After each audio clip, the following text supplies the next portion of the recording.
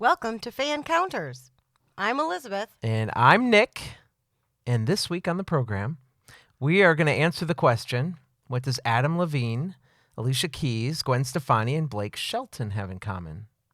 Do you know? Would it be Stephanie Rice? It's our guest this week, Stephanie Rice. But before we get to that, last week we had Mike Pfeiffer on the program, and we finished that interview with like 30 minutes to spare because I was having 25-year-olds come over for a back-to-school pool party. Yes. Oy. It was I was so nervous that I wasn't going to have time to get, I was going to have, the brats cooked and all the food, ready to go by the time people walked in. And then at 3:35, we go upstairs, and I'm like, all right, Elizabeth, it's been fun, but you need to leave. Right, because I have a lot of things to do in the next, 20 minutes. Right. So that all worked out. But then, if that wasn't enough for us to tape 2 shows in one day, do the pool party, I also had a new experience for myself. So we're going to talk about this in probably the next episode or so, kind of more about our backgrounds. But in addition to doing radio and stuff, I've done lots of films. I've done a lot of writing. So with doing, writing feature films and web series and all that stuff, I thought, there's an opportunity to do something called combat theater. And it looks scary as hell, just so you know. Do you know what that is? I do, and it looks scary as hell. More so, I think, for the actors. But if for those of you who don't know, combat theater is where a group of writers, and that was me, met on a Friday night, and we picked a subject and a location out of a hat. And we had to write a one-act play using those 2 things. So harder for the actors, I believe, because they have to rehearse the whole show in maybe 8 hours or so. So you're putting together a series of 7 plays that weren't created 24 hours before in that time period. So the first thing I picked out of a hat was a samurai. Oh. Yeah, but I was like, is that a sword? I was going to say, is that a person? Or a person. Or an object? Okay. Yeah. So I was like, the thing was, since it's the first time this theater company had done it, they let us do up to 3 picks. So if we put 1 back, we could pick 2. If we put 2 back, we had to take number 3. Okay. All right. So Samurai was out. I didn't want to feel comfortable with that. The second one I got was Assassin. I thought I could do that. Okay. That could be pretty easy. So then it was on to the location. And the location was, I really got lucky because being a writer for other formats like film and stuff, I got soap opera. Oh, an assassin in a soap opera. That's easy as heck. I know. So I thought, I am going to have a very easy evening, right? Was it an evil twin? An evil twin. That assassined someone? It could be. It wasn't. It Okay. wasn't. I don't know if I cheated or not, but I did have ideas in my head the week before because I was really scared about this whole thing. So I was really picking things to try and fit into my idea. Okay. And so anyway, came home and I started writing about 10:30, and I was done by 2:30 in the morning. Where this guy's like, one guy's like, 2:00, I had no ideas, and I took a bath, and then it came to me, and I jumped out of the bath, and I started writing, so I emailed the guy at 2:30, and I said, is this bad that I'm done already? But here's my script. I'm like, I hope it doesn't suck. So then the next morning, I go there, and the actors are picking random plays out of a hat that they're going to act in. I got really lucky with the cast. Like the people who were in my play, I thought, oh, yes, everything worked out. But then the nervousness was watching them read your script while the other people are picking, and you're like, do they think it sucks? Right. Are you sorry you got me? Yeah, exactly. Because everybody had all these clever titles, and I stink at titles, okay? So mine was just the name of one of the characters. Okay. So the whole premise of my play was the fact that this man was coming back from a long trip to Antarctica, okay? So he was all by himself. So who is going to keep him company but this female robot? So he comes back to his love, and he doesn't want to get back together with her because he brought this robot home with him. Oh. So the lady decides to hire an assassin to kill the robot, but accidentally ends up sleeping with him that night. And so the assassin breaks in, and it's in the dark. So he shoots the one who hired her, and he ends up living with the robot again. So that was my play. Wow. Yeah. It was it was something I would definitely do again. Was And there an actor who was a robot? yes. Oh, okay. Yeah, and I'm sorry I missed this. oh, I have it on tape. Oh, fantastic. I I'm will looking show you forward sometime. to seeing it later. Okay. So that all happened after we did that Mike Pfeiffer interview, and that whole 24 hours is really a blur. But yeah. So let's talk about this week's guest. Stephanie Rice was on The Voice. She is currently a Texas native. She calls herself a pop rock singer, songwriter, musician, and she was on this past season 12 of The Voice. She was on two teams, which is somewhat unique. Team Gwen Stefani and Alicia Keys. Her music gives fans a feeling of inspiration and hope, and those feelings exist when you hear her first solo single, Let Me Go. As we found out in this interview, Stephanie is much more than just a singer. This woman's also a scientist and an advocate for those struggling to find their place in the world, and I cannot wait for you guys to hear what she has to say. Are you ready? We're ready. Okay, let's do it. Coming to you from nowhere near the entertainment capital of the world, this is Fancounters, the podcast. You're amazing. You need to come to Hollywood. I'm going to make you famous. There was this mob of people, and they're screaming my name. Crazy fans. I don't have fans. That's a misnomer. I just had a fan get a tattoo of my signature on their arm. Are you kidding me? You don't know where those pictures are going to end up. I definitely declined signing body parts. Oh, I don't want to go there. That's why we call it Fan Counters. I don't think you're going to last on the air very long. Stephanie, thanks for joining us this week on Fan Counters. Hey, with all the news going on right now, being a Houston native and sharing your time between LA and Houston, we just want to know how you were affected by Hurricane Harvey.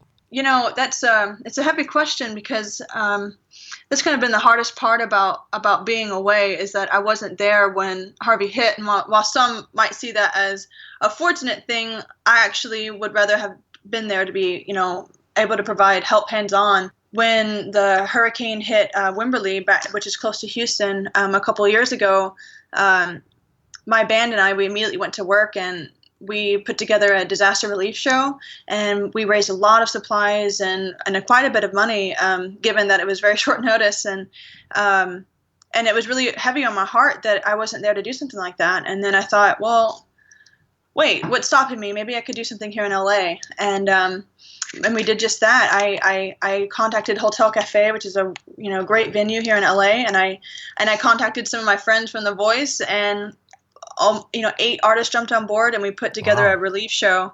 And my fiance's family was affected with the hurricane. A lot of my friends were affected, and it's just heartbreaking to see, and I felt very helpless through it all. But I was happy that I could use my abilities in any way that I could to help in any way that I can. Have you been back to Houston since? No, I haven't, but I'm actually going back to Houston October 1st. So I'm looking forward to having a little time back with my family and friends and get more involved in the things that I can. So listeners are going to know about your journey this past season on the NBC hit show The Voice. Woo! I know. But let's go a little bit earlier than that. I kind of want to learn about your roots, your beginning, which has been quite emotional. You were very open about it on the show. Yeah, I was. So kind of take me back. You're 18. You're obviously an excellent student. You were the salutatorian at your graduation. But you didn't give a speech or accept your awards. Why was that? Yeah, man, we're getting making me emotional already. Oh no. No, it's I like talking about it. I chose to be open about my story for the reason of, I know that I'm not the only one who's ever gone through this, but I felt like I was the only one when I was going through it. And I think it's extremely important to let other kids know, and adults, because, sometimes adults are going through the same thing as well, that they're not alone in this experience and our pain is shared. And so, the point that you bring up is honestly the toughest part for me to come to terms with, just because even though it was 10 years ago, I worked so hard to be a straight A student and to be, a successful athlete. I had a basketball scholarship offer, and I wasn't allowed to attend the athletic banquet, which would be the time that I was going to be receiving a lot of awards that I achieved, due to hard work, and also wasn't allowed to give my salutatorian speech. And at that time, basically what happened is I was my sexuality was exposed, and my dad found out, and it was a time where I was honestly just really terrified about it. I didn't really know what it meant. I was taught that, it was a sin, and that God did not approve. And your dad was a pastor, right? Exactly. My dad's a Baptist pastor, and I was terrified at the time of the fire of hell. And that's a very hard, it's too much for a child to have to deal with. And on top of that, I was stripped of my awards, and I was stripped of my achievements, because I was told I was not fit to be an example to anyone, and I was not deserving of recognition. And that really crushed me, as a kid. I don't know, it just really it broke me. It broke me in a way that it took a long time for me to build back up a self-esteem and build back up a sense of self-worth. And it's been a mountain, it feels like I've been climbing this mountain for a long time, but I'm reaching the top, and it feels really, really great. When you say you weren't allowed to, are you talking because just of your dad, or you're not saying Right, the school banned you from these things, right? Right. So, kind of when I was saying that living in fear so much, whatever at that time, whatever my dad said, I abided by. And to give credit to the school, my high school counselor was the first person who told me that it was not a sin, and she tried her best to help me in the ways that she could. And the vice principal pulled me to the side and told me that he thought what my dad was doing was wrong, and that I did deserve to give the speech. And it made me cry. Yeah. And it's a very conservative town, and I can't speak for everyone what they believe about homosexuality, but I do remember feeling supported by a few key people that helped keep me from being completely broken, but I did. I mean, my dad told me I wasn't allowed to do it, and what was I gonna do? Say that I am, and at the time I would have lost all support, and I was very scared about that. I was actually 17 at that time, so it was scary. So you were playing music during your childhood years, and I'm going to come back to everything we spoke about in just a moment, but I want to clarify, because you were in a worship group at your church with your mom, right? Yeah. Well, so my childhood, it's just full of memories of music. My grandmother gave me a piano when I was 5 years old, and I began taking lessons. They didn't last for very long. I don't have a lot of memories about it, but apparently I was told that I was not the best student. I didn't like doing homework, and I didn't like to follow the rules, and I played by ear, and basically I didn't last very long in the lessons. But it's kind of the coolest story, because it's what prompted me to begin writing, because I couldn't read music and I wanted to play it so desperately. I began making up my own songs, and not really knowing what songwriting was, or that there were songwriters in the world that make careers out of it. I was just doing what I love to do, to play music. And then I, as a teenager, joined the worship group at church, and I switched out from actually playing the drums in the worship group and singing backup, but there was also a church choir, and I did sing in the church choir with my mom. That was a lot of special memories that I hold on to from that. So I can see how your dad might take a little bit of time to come around, but since you performed music with your mom, that's what I'm wondering. Didn't she seem to connect with your struggle at all? My mom and I, I'm always going to believe that we have a special connection.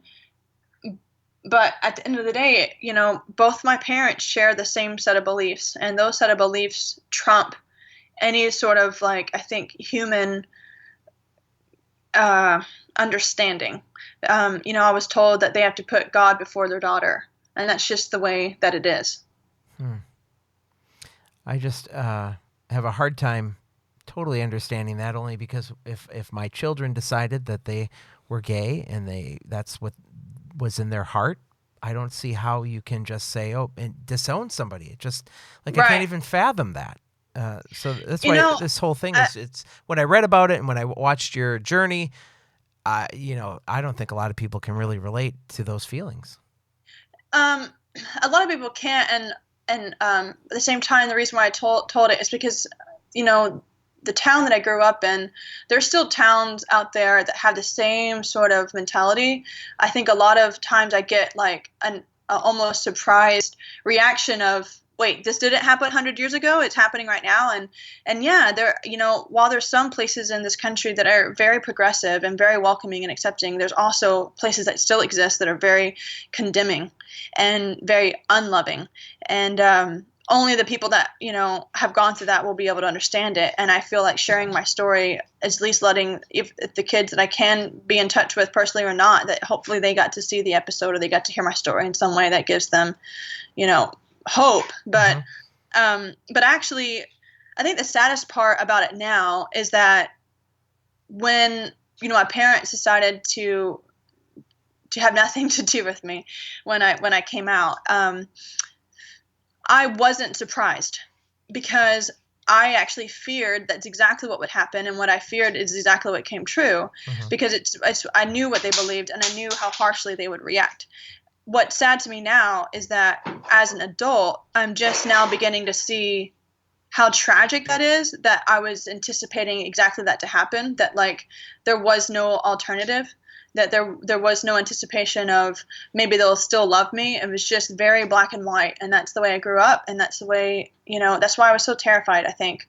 And as an adult, it breaks my heart, I think, more. As a teenager, I was just scared, and I was just kind of went into this flight or fight mode, and I just fought as hard as I could. Now we're like approaching, obviously, college, and your parents drop you off, and I was reading things that weren't very detailed, but there was some sort of incident that happened at drop-off. Can you take me through that hard time? Yeah.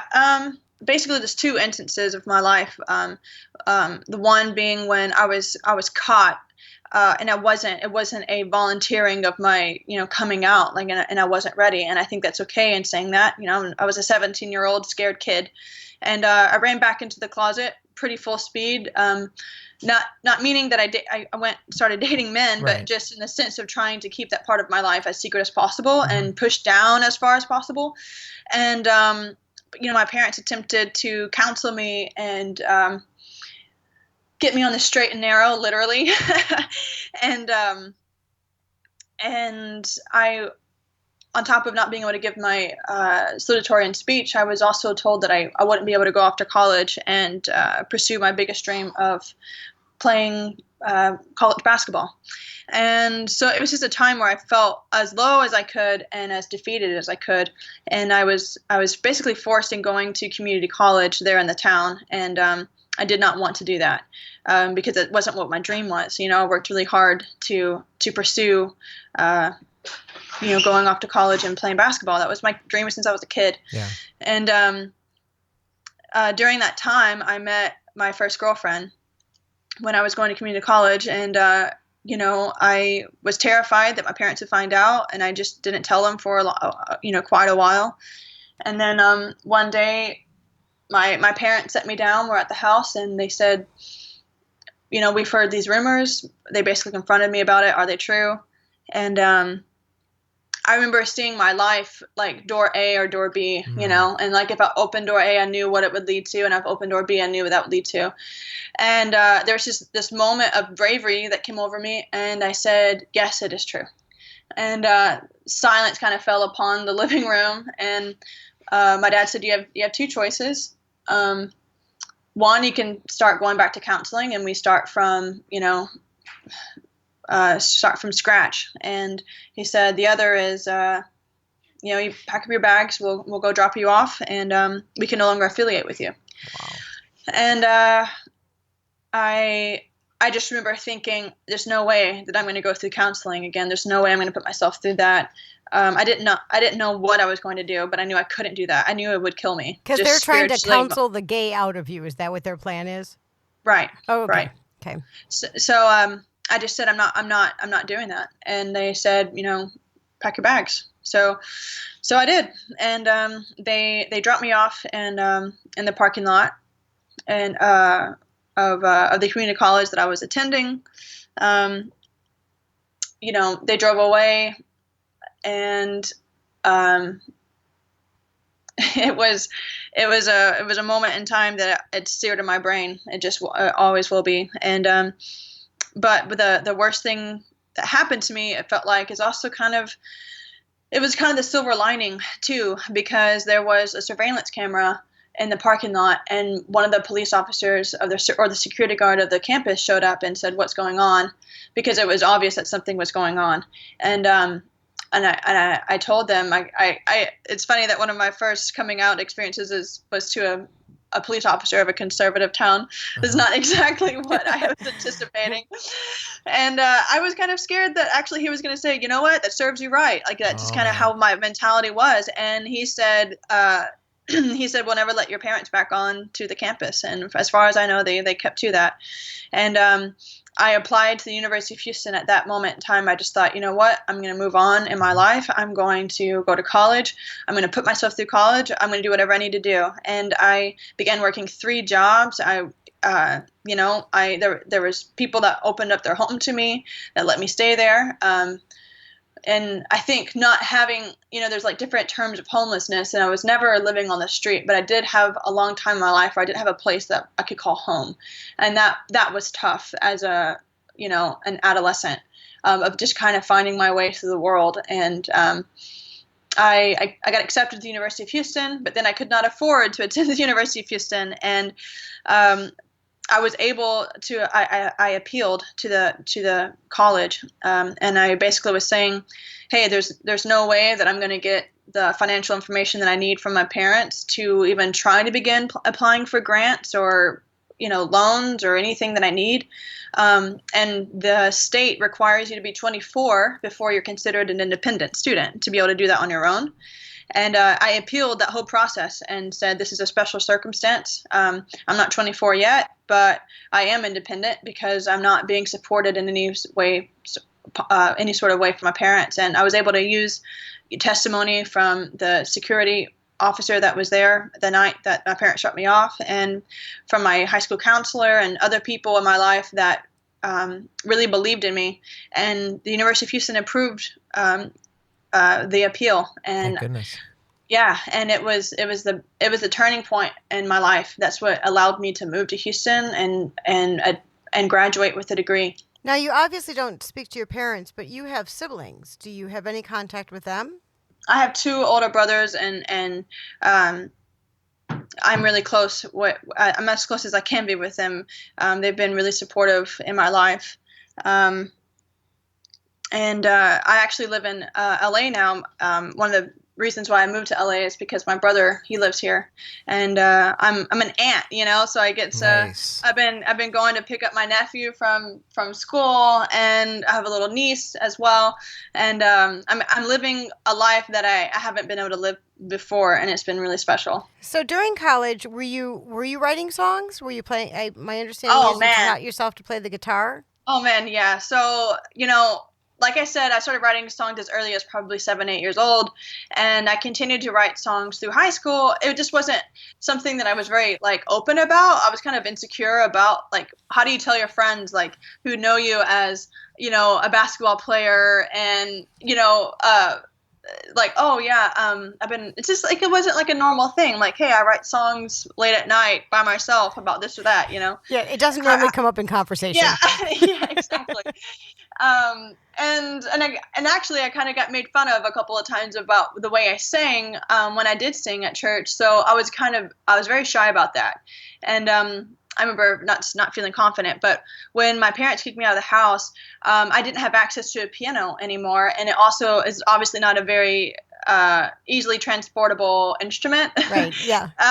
So I got a $100 Yamaha guitar, and I taught myself how to play the guitar, and that music, writing songs, giving my pain a voice, that is what saved my life. And I mean in every way, emotionally, spiritually, and physically. That's the only thing that got me through that time.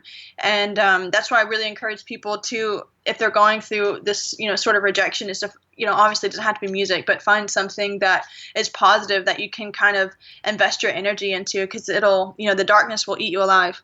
And I was basically, at that time, I would call it kind of my audio journal. If you listen to my songs, I was also obviously like a sad girl going through the things I was going through. And I began performing at open mics. I just kind of felt like at that time, if I kept this inside of me, I was going to die. That's how intense it was. And as I began performing, I started getting this really positive affirmation, positive reinforcement from people who were listening, that not only said that I had a talent, but said that they were really connecting with what I had to say.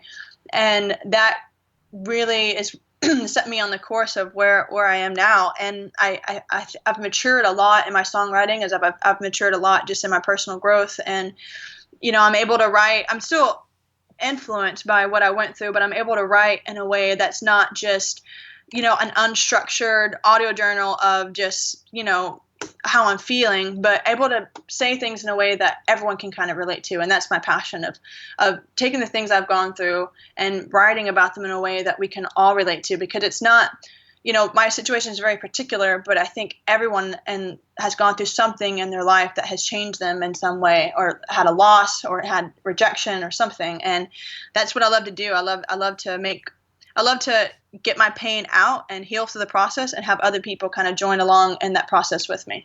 Okay. Then you graduated from college with a Bachelor's of Science degree in biology? Yes. Oh my gosh. And you went on to work at Baylor College of Medicine. What did you do there? Yeah, so I always had an interest in science, but also that was kind of something that I was taught that not to really believe in, because the way we were taught is, the earth was created in 7 days, and it's only been around for 6,000 years. And, obviously my science books were telling me something different. So it wasn't something I could be vocal about. But when I moved to Houston, I made the decision, I am going to get a degree in biology, because biology means the study of life. And I wanted to know, what is life, and during that time, I fell in love with doing research, and I really had this passion to help people in any way that I could. And after I graduated, I began working at Baylor College of Medicine, and I ended up working on a project involving HIV. And I was studying the role of a protein introduced into the diet of people who were HIV positive. And we were able to have quite a breakthrough of being able to lower the levels of inflammation, which is a huge effect of people who have HIV, what they deal with. And it was significant enough that it ended up being a published article in the Scientific Journal of AIDS. So in 2015, I officially became a published author, and at a very young, still young age, and it was really, really cool. That is outstanding. I don't know where you stand right now with God, but I feel like your background and my wife's is very similar. She's an astrophysicist. She worked at NASA Goddard in Maryland for 3 years, and wow, I would love to meet her. Yeah, she can come home and tell me about her day, and I will understand about 10 seconds, and then I'm like, wait, what? But where I'm going with this is, we are people of faith. But because she is this person of science, she has learned how to really take them hand in hand. As far as the world being 6,000 years old, well, she can prove it's not. That's probably not the case, but that doesn't mean that there wasn't a higher being, God, or whatever you want to call, involved. So, where are you standing right? Like, how do you stand right now? How do you see things? Well, I think the tragedy of what happens a lot with people, and what I kind of went through, is like being taught that there's no way to reconcile the two. Like, not only there's no way to reconcile science with God, and also there's no way to reconcile my sexuality with God. So there's two things at play in my life that were basically telling me that if there is a God, he does not accept me, which was difficult. And also, does science disprove this existence of God? And to be honest, for the first few years, I kind of just ran away from the notion of there being a God. And I think that was absolutely necessary, because I had yet to be able to detach this understanding of fear. And that's all that God was to me at that time. Mm-hmm. And there was no way for me to grow personally if I didn't just get away from it. And also in my life, religion was just a very destructive thing. And I think the best thing that someone can do at that point is just kind of almost let go of it. But I ended up coming back around and when I was, in a better place, and saying, okay, I want to figure out what, if there is a God, what does he think about me? And I kind of faced everything head on. And for about a year or two, I read every book that I could get my hands on. And I basically came to this conclusion and understanding that God is not the embodiment of fear, that God is the embodiment of love.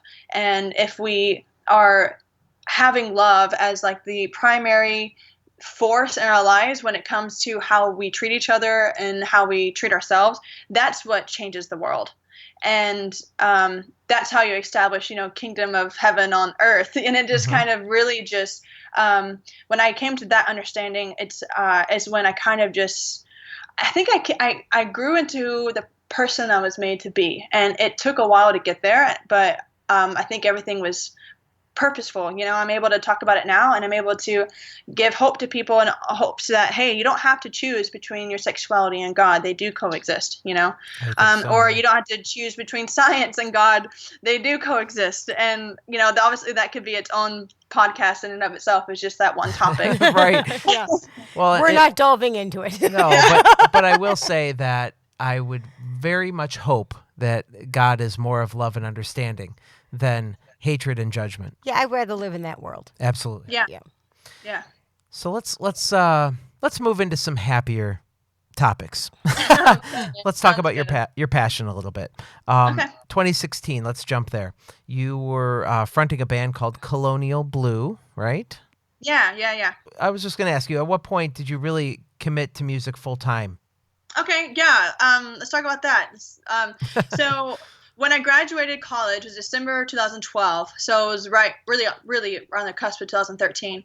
And right when I graduated, I said, okay, I've been doing open mics and everything, but a lot of my time was to study, given to studying and working. And so I decided I was going to try out for The Voice. So I went out to LA, and I stood in the long line, and I had, all these dreams of pursuing music, and they were cut off pretty quickly when I didn't make it past even the open call round. And I came back to Houston, and after a little bit of self-reflection, I kind of asked myself, okay, why are we upset? Okay, I'm upset because I'm not sharing the music that I think could be powerful in someone's life. Okay, well, what else am I doing besides trying out for a national TV reality show? Like, it kind of almost became comical to me in that moment of there's plenty of other things that I could be doing. So I started a band, and I called it Colonial Blue.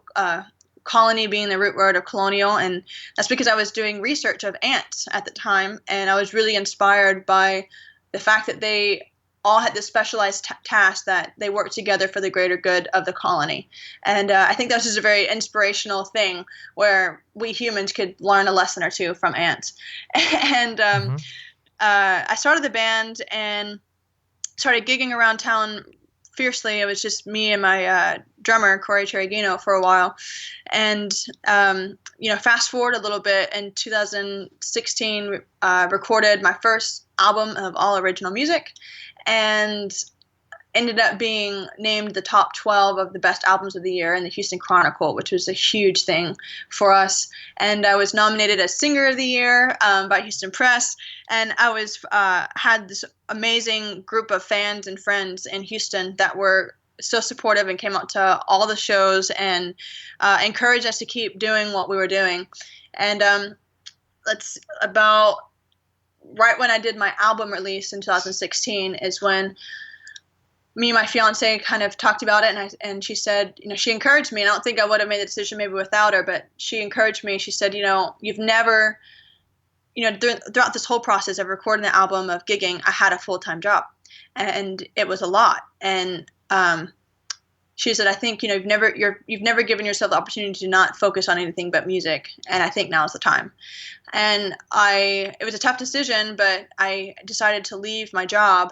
And that same week I decided to leave is when I sent in a video to The Voice of me singing, and John Legend cover, all of me.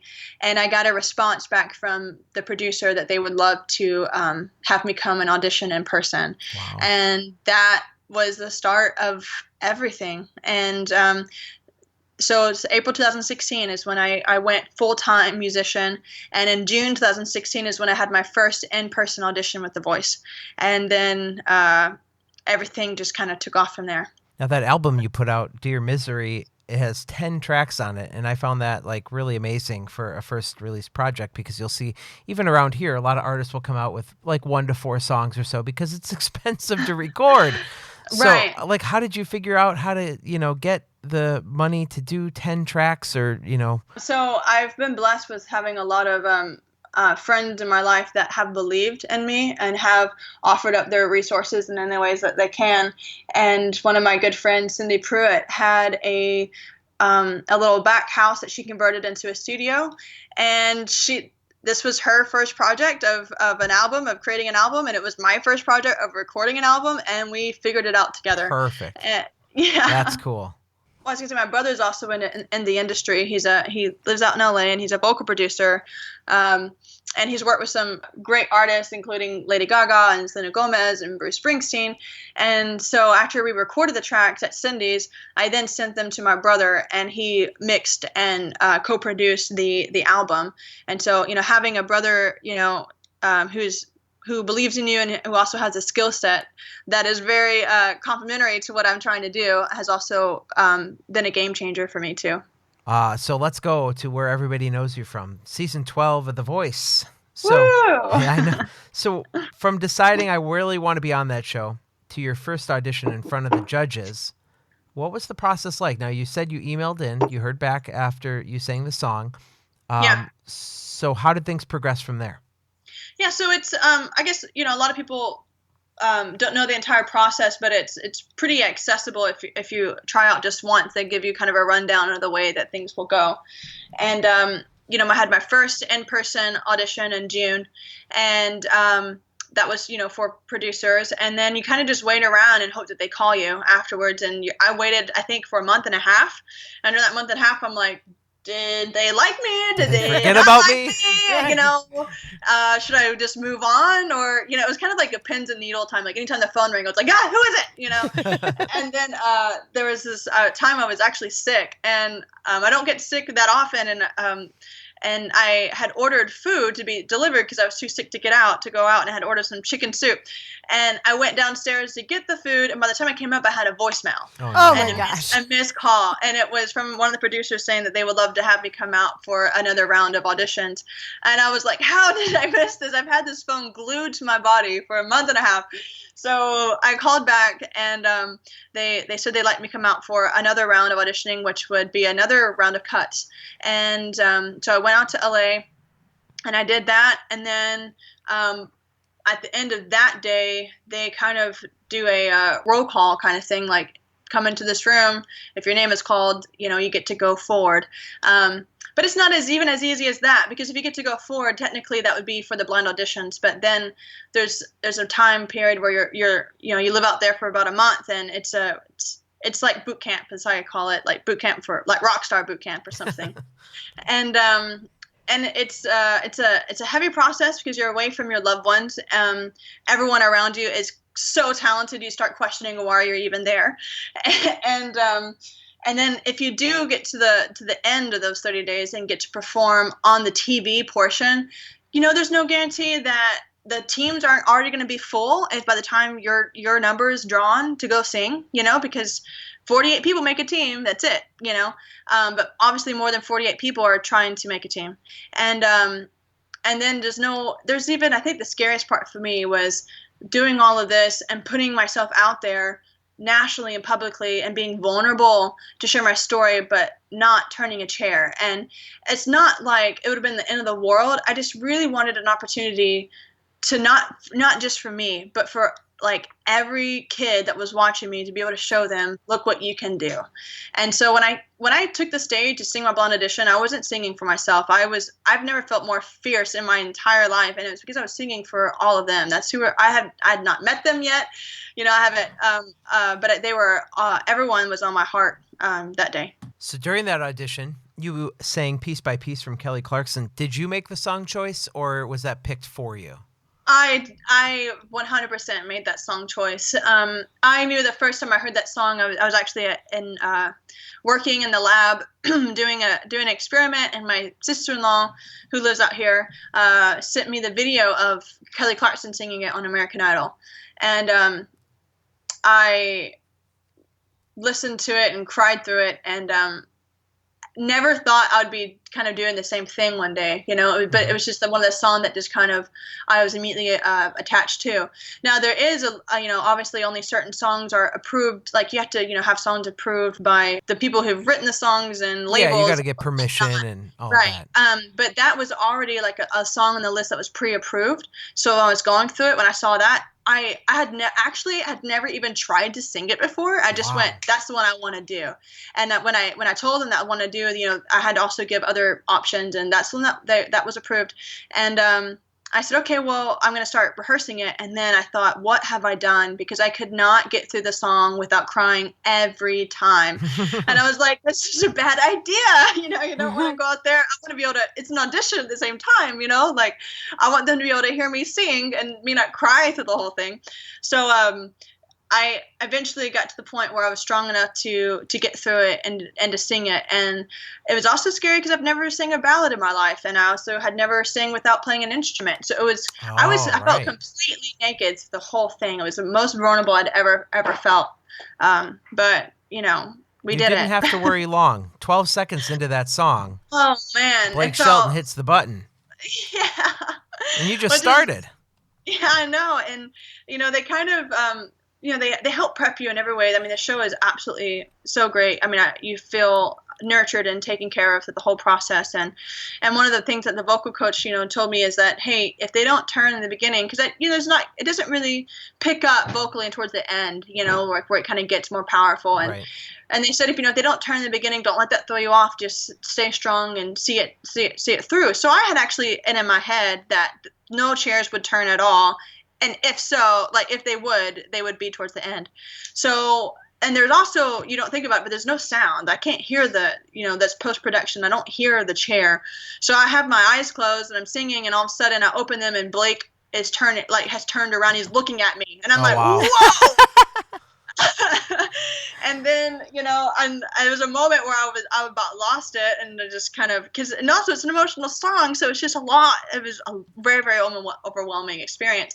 And then 5 seconds after that, Gwen Stefani is turning around, and she was the most beautiful human being that I'd ever seen in person. And and then when I finished singing is when it actually hit me, because I hadn't really processed. When I finished singing, and I realized, oh my gosh, I turned a chair. This happened. This is real life. What in the world? It was really overwhelming, to say the least. Alicia Keys during that whole moment was like, wow. And I thought, man, she's going to hit that button. And then she never did. Did you find, did she talk about why she didn't hit the button? Yeah. So, it's weird because I saw her reaction only when you guys saw her reaction when the episode was aired, because she's turned around, and obviously I don't know what she's thinking or feeling. My heart was obviously really, really excited that anyone would turn for me, but I was also a little bit sad the moment that Alicia Keys didn't.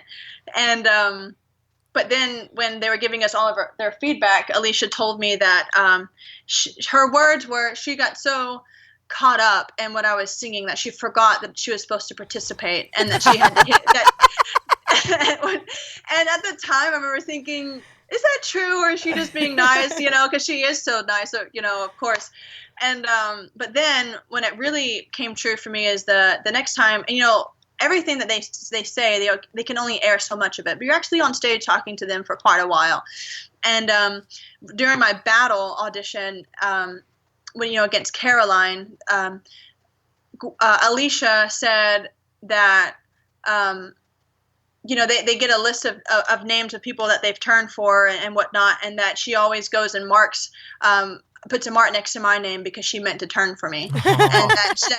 And I was like, that is really, really so cool. And so then when the knockout round came along, and Gwen picked Troy, there was a part of me that was that was hoping, but also didn't want to get, my hopes, too high. But she really stuck to what she was, saying and how much she believed in me. And she kept saying, if there's any point in time when you become available for any reason, I'm snagging you. And she did just that. And, which is funny because she kind of actually, when they aired it is kind of a condensed version, but it felt like forever between the time that Gwen picked Troy. I was actually about to walk off stage when Alicia hit her button, and I was like, oh my gosh, I thought I was going home. She forgot to participate again. Yes. Doggone it. Yeah. Focus, Alicia, focus. So Kelly Clarkson, the next day after the audition, though, tweets out that she can't stop crying. She loved your audition. She actually tweeted out that same night. Oh, okay. That when it was premiered. I say that because I had a little watch party with my friends, and I was sitting next to my friend Ashley when everyone was like scrolling to see what was going on, and I didn't have my phone on me. I was just kind of just taking it all in and trying to process everything. It was an emotional night, and my friend picked up her phone and showed me a tweet from Kelly Clarkson. And she was like, look at this. And I was like, no, that's not real. And she's like, what do you mean? I was like, that's a fake account. Like, obviously, like, come on. And turns out it was real. And I was pretty floored, really, really floored by it. That's awesome. And encouraged. I never even thought about the possibility of her not only watching it, but, reaching out to me in any sort of way and taking the time to send me encouraging thoughts and words. It really meant a great deal to me. How about your personal relationship? How was that affected during the run of the show? So you mean concerning my fiance? I'm assuming. Janet, right? So is she in LA with you or in Houston? Oh, she's of course with me in LA. I wouldn't be able to do this without her.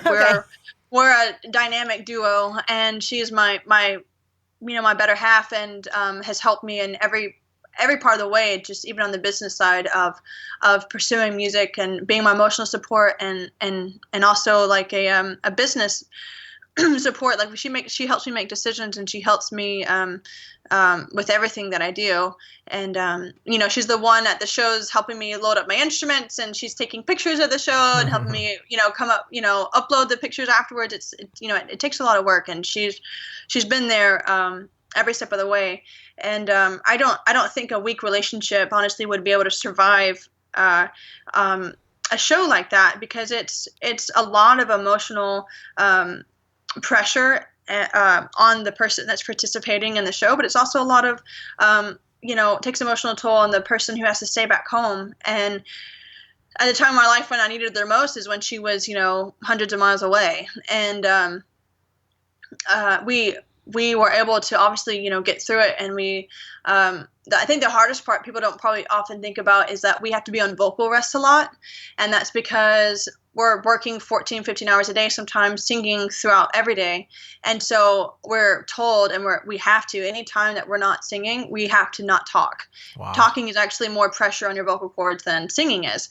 And so the hardest part is like getting home from a long day, and all I want to do is call Jan and talk to her, but I'm instructed to not talk at all because I could lose my voice. Because that's how it's a very quick pace, and it's a lot of endurance. I think the strongest ones are actually the ones that end up going pretty far on the show. And so I stuck to a really strict regimen and of steaming my vocals every night, drinking my emergencies and taking my vitamins. But she would send me an email every morning, and that's what would get my day going. And I would email her back. So we kind of became pen pals throughout the whole process. And it was actually really kind of special in its own way. Backstage, I've heard that you can run into some guest celebrities who come to watch the show. Did you have any encounters that you can remember? Well, my encounter that I definitely remember is Celine Dion. I will never forget that. So she's the mentor that I got to work with for the battle round, and I recognized her from the back of her head. That's how I was just like, they don't tell you who it is. And and I kept saying, who is it? Who is it? I have to know. And they said, no, we can't tell you. So it's an actual surprise when you walk in. And I'd actually recently gone through like a Celine Dion phase where I was watching all of her videos, listening to all of her stuff, because I grew up kind of under a rock, so I wasn't exposed to a lot of things. But she was one of the first people I saw on TV. Happened to my grandpa was flipping through channels and happened to stop on the channel where she was singing with Andrew Bocelli. And at the age of 5, I remember seeing that and thinking that's what I want to do. And obviously later on, I mean, we didn't grow up in the house listening to Celine Dion, but in adulthood, I started listening to music and I was like, oh gosh, that's the woman that I heard singing when I was 5. And so I was going through this phase of listening to all her stuff and being super inspired by her. And then when I walked into the room, I saw her sitting down. I saw just the back of her head, and I knew it was Celine Dion, and I freaked out. I was there's no way I'm about to meet this person, and it was a really, really special encounter with her. She was very down to earth and very motivational to me, and took time to speak to me personally and tell me to keep doing what I'm doing and keep fighting for what I'm fighting for. And she had really great things to say about my voice too. So it was a really great night.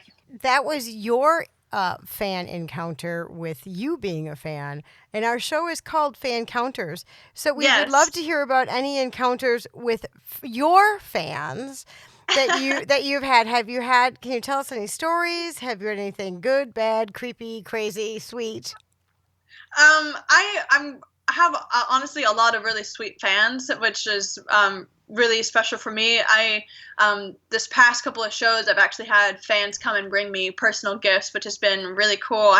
There's one fan who lives in Mexico. She lives in Tijuana, and she's driven hours to all my shows in California so far, and she's had bracelets made for me for protection. I have one woman in New York. She came and she knew I was a fan of Jane Goodall, and she got me a stuffed primate because she knew I was such a fan, which is really, really cool. And I had this one fan who couldn't attend a show, but she had her friend attend the show, and she watched the entire show via FaceTime on an iPad. And then we actually took a selfie together, we holding the iPad, which was really, really kind of cool. How cute. Yeah, it's very cute. And as far as crazy, I've been proposed to by a fan quite seriously, and I said that I was taken, and the response was, I don't see anyone next to you. So I went and quickly grabbed my fiance and I said, she's right here. And, don't mess with me. Yeah, and they proceeded to just walk away. So that was interesting. But I think who takes a slot as number one fan is I just had a fan get a tattoo of my signature on their arm. Really? Wow. And they sent me this really sweet message and said that, some people think she's crazy for getting a name tattooed on her, but what my name symbolizes hope to her, and that I've made it okay for her to be who she is. And I think that's a really beautiful thing, and also feel like that puts, it makes me want to live up to that, each and every day of oh gosh, I'm on someone's, my name is on someone's body permanently, and I want to be everything that it represents to them, That is really cool. Yeah, it's very, very cool. And I think other things I have a lot of kids, a lot of kid fans, and they always want me to sign their iPhones. And every time I'm like, oh my gosh, your parents are going to get so mad at me. And I've also been asked to sign underwear and bras, and I'm just like, this, I don't even know what to say right now. I'm not comfortable with this. Thank you, though. Have you ever declined? Yeah, I have some great fans, though. Have you declined to autograph weird things like that? Underwear? I've definitely declined signing body parts, and I won't go to that extent. But if the underwear is, I guess, protruding from the pants, and it has, it's not ridiculous, then I'll be like, okay, yeah, that's fine. You're like, I don't want to see too much. Those are great fan encounters. It always makes me laugh that that's what people want to sign. Yeah, want me to sign.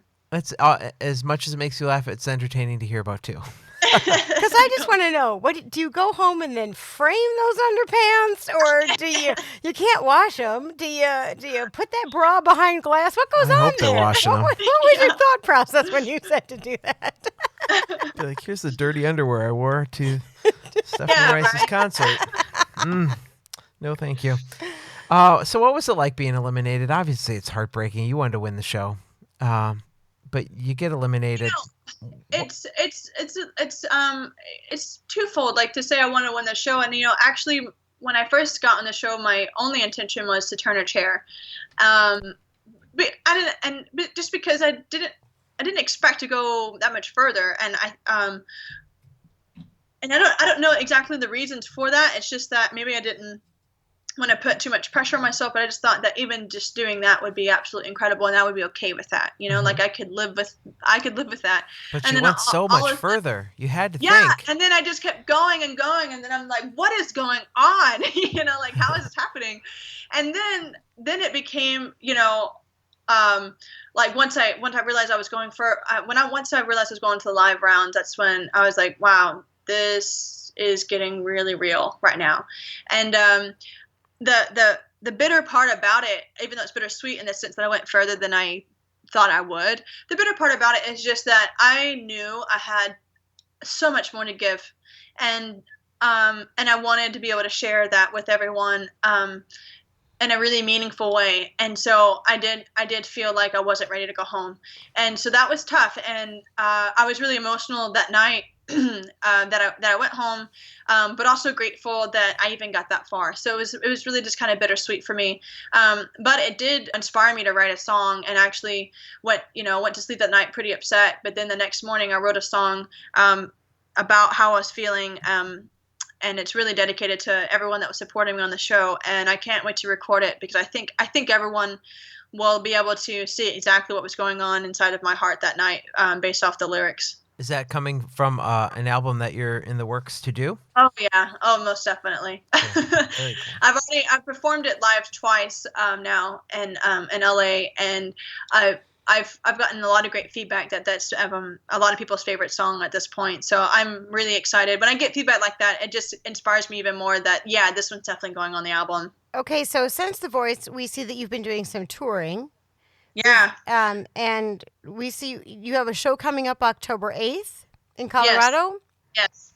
I kind of said it before, but I'm a fighter, and I work as hard as I can. And so the moment I left the show, I didn't waste a moment. I hit the road June 1st and went on a little mini tour, and then I began recording my first single, Let Me Go, and released that July 28th, which is kind of insane when I think about it. Like, how did I do that when I didn't get off the show until May? Like it's a lot of work to do. And I had a great team, behind me. My sister-in-law all of a sudden took up being my manager, even though she's not had any experience being a manager in the music world at all, or managing, anyone. And we were able to put shows together and put this tour together and get in the studio with my brother, and my brother produced the track and release it. And it like kind of like I said, like how kind of on The Voice, how I went further than I expected. The single did better than I expected. It ended up, peaking, I think, at 87 or 88 on the iTunes pop charts, and which is incredible. And it let me know that people were still listening and wanted to hear from me. And it was an emotional day, the day of the release. Where I'm at now, where I'm still working on recording more music and getting ready to hit the road again. So I'm going to Colorado, Beaver Creek. And it'll be my first show in Colorado, and I'm really excited. I've already gotten a lot of messages of people purchasing their tickets around the area, and I'm really looking forward to meeting people that were supporting me. That I think that's my favorite part, actually, being off the show, is meeting the people that were supporting me when I was on the show. It's a really special thing. Do you think playing music live has changed since The Voice, or is the experience for you still the same? No, it's completely changed. So I think it's just like a confidence thing where I still get nervous before every show. It doesn't matter if I'm playing for 10 people or if I'm playing for 1,000 people. And I think that's a good thing. I think the moment I'm not nervous, then, my heart's not in it anymore. And I'm nervous before every show. Because I want it to be every time I want it to be the best show I've ever done. There's never a time where I'm like, oh, this one will be fine. Like literally every show, I want it to be the best show that I've ever done. And what I went through on the show is I've not only grown as an artist, but I've grown as a performer. And there's just kind of these moments where you sink or swim, and there's nothing like having inner monitors and hearing, and we're going live in 3, 2, 1. I mean, that moment, your heart stops, and I would leave I would kind of right before every moment, I would have this moment of, can I do this? And then every time I would do it. And every time that I would conquer, you leave going, I can do this.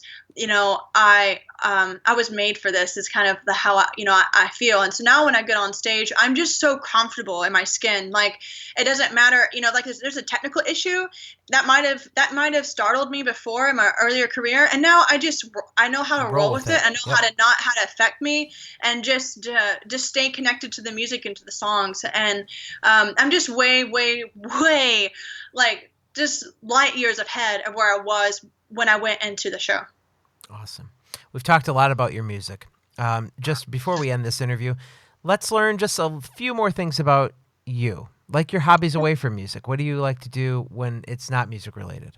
I really love nature. I think nature is actually what kind of grounds me, and it's kind of where I feel like I speak to God the most. And so Jan and I, we've really been doing morning hikes here in California. We also love going to the beach.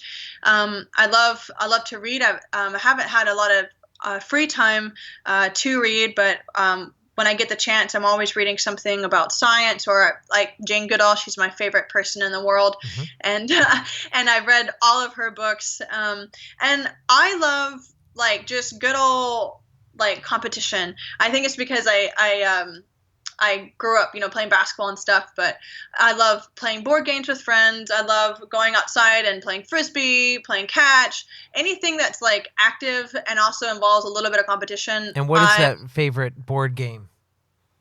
Oh, my favorite board game. Because I'm a mean Monopoly player. I haven't been in a Monopoly. I didn't grow up playing it. And I think Scrabble is the one that we kind of tend to go to. But also, like, I forget the name of it, but I think it's like Cranium or something like that. Where it's like there's a lot of things going on, and there's like different categories and stuff. I think that's a lot of fun to play with my friends. Actually, me and my drummer Corey, we are a family. He and his girlfriend. And when we get together, we're typically playing Cranium, and having like, I don't know, we just have like a lot of G-rated fun. That's just kind of what we do. There's nothing wrong with that. Yeah, there isn't. All right, so because of the show, you put off your wedding plans, right? So have you started that up again? What can you tell us about it? Things are just now, I think, settling down. So we just decided that we're going to get married in Texas, and we're going to have it be this coming summer. And so I already have a venue that I'm looking at getting, and we're just going to nail down the date. And I think we want it to be a small wedding, her family, and then my brothers, and a couple of close friends, definitely my bandmates and everything. But I think it's going to be, looking at the venue, I think it's going to be about 50 people or so at the wedding.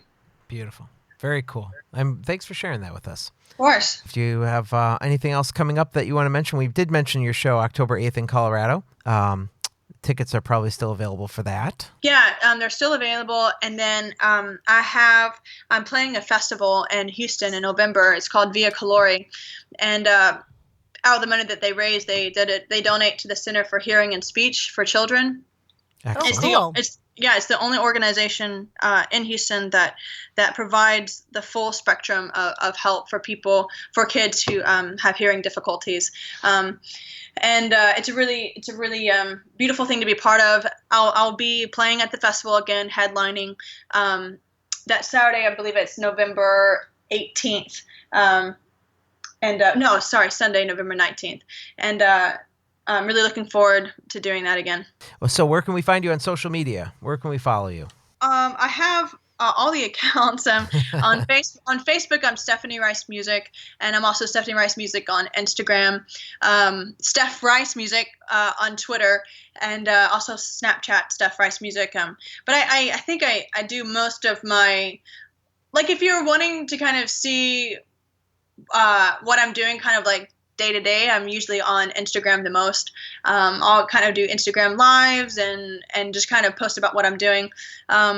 And also on Facebook, I'm always posting about, like, more business side of things of when my shows are going to be and whatnot. But my music, you can find on iTunes, Apple Music, Spotify, Google Play. I would encourage everyone to listen to Let Me Go, my newest single that is released, and let me know what you think about it. Awesome.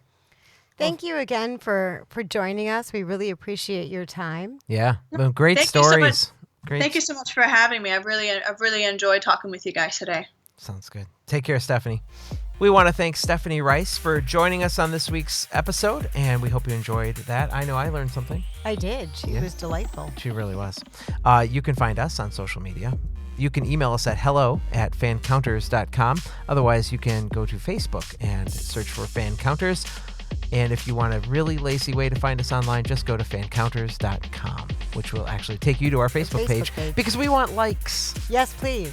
So tell your friends. Tell your friends. Forward this on your wall. Do what you can, and we will guarantee you another great show next week. We will. Until then. We'll see you later. See ya.